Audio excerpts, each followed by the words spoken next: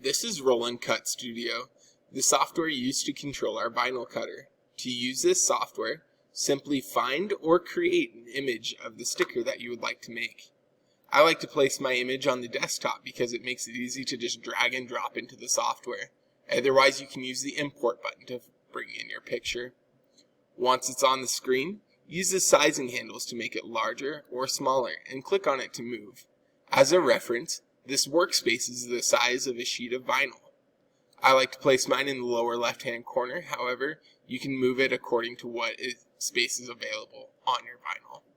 Once you have it sized and positioned correctly, right-click on the image and select Image Outline.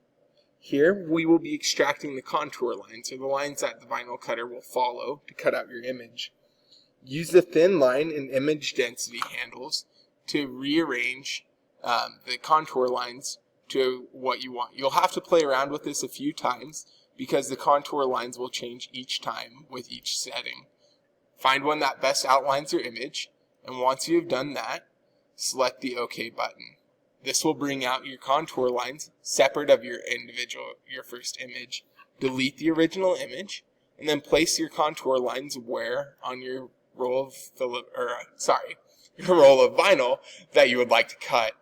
Then select the cutting tab. This will bring up this menu and it will show you where on your roll of vinyl that you're cutting.